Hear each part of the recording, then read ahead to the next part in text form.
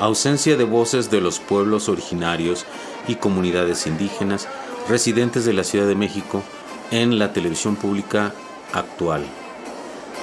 Hay diversas razones por las que existe un vacío de voces de los pueblos originarios y comunidades indígenas residentes de la Ciudad de México en los medios de comunicación, siendo la discriminación y la marginación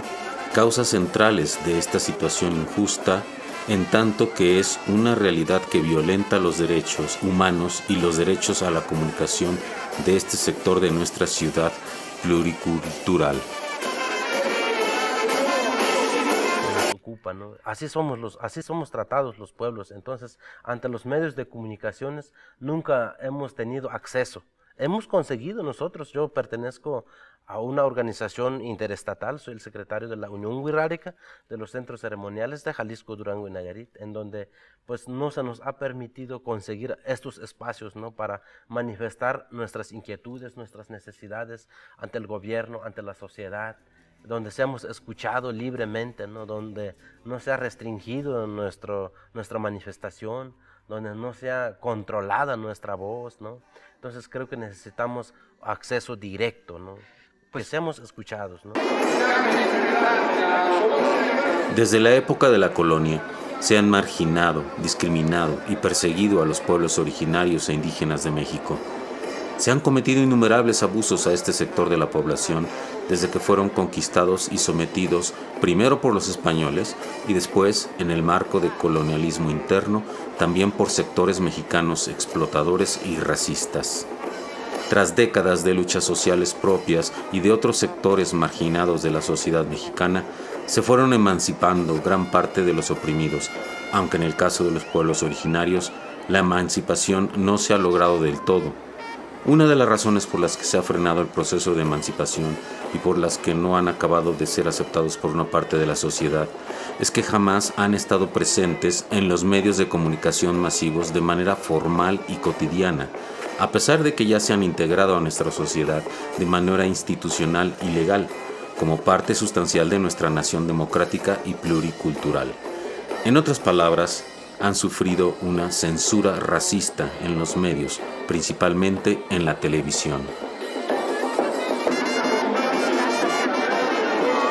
En el caso de la Ciudad de México y de todo el país, si no nos reconocemos, aceptamos y articulamos como una nación o, en su caso, una ciudad pluricultural,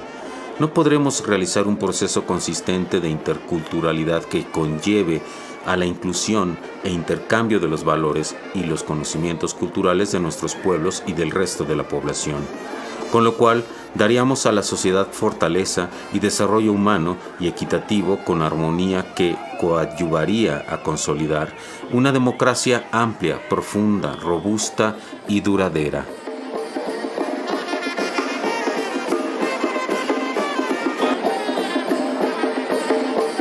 Para combatir la ausencia de los pueblos originarios y comunidades indígenas de la Ciudad de México en los medios, se han creado leyes como la Ley de Derechos de los Pueblos y Barrios Originarios y Comunidades Indígenas Residentes en la Ciudad de México,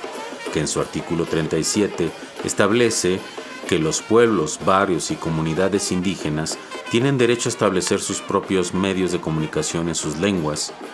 y que el Sistema Público de Radiodifusión de la ciudad establecerá medidas de inclusión para reflejar debidamente la diversidad cultural de la entidad y las expresiones culturales, la información y la opinión de los pueblos, barrios y comunidades indígenas. Además de que, como parte de la implementación de la Ley General de Derechos Lingüísticos de los Pueblos Indígenas, se firmó un acuerdo de colaboración entre el Sistema Público de Radiodifusión y el Instituto Nacional de los Pueblos Indígenas, con el fin de crear un canal nacional de televisión multilingüe en manos de los pueblos indígenas para que ellos mismos produzcan y transmitan sus propios contenidos.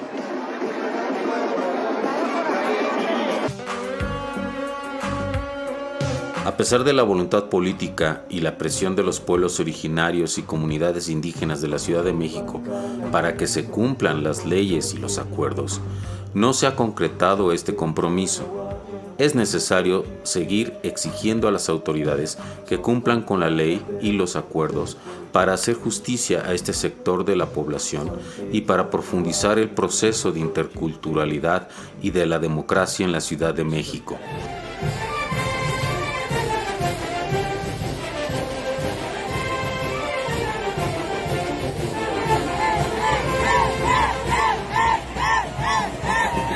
Por otra parte, resulta inspirador que también en el resto de América Latina, los pueblos originarios vienen sosteniendo la misma lucha. En Venezuela, las leyes obligan la participación de voces de los pueblos originarios en transmisiones diarias de los medios. En Bolivia, el 17% de las frecuencias de radiodifusión se reservan para los pueblos originarios.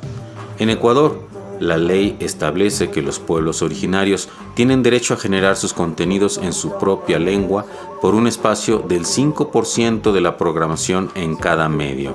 Al parecer, la irrupción de las voces de los pueblos originarios y comunidades indígenas en la televisión pública con canales propios es cuestión de poco tiempo. Se antoja pensar que estamos en los albores de la democratización de los medios y de iniciar un camino de interculturalidad crítica desde las mayores tribunas de la comunicación social.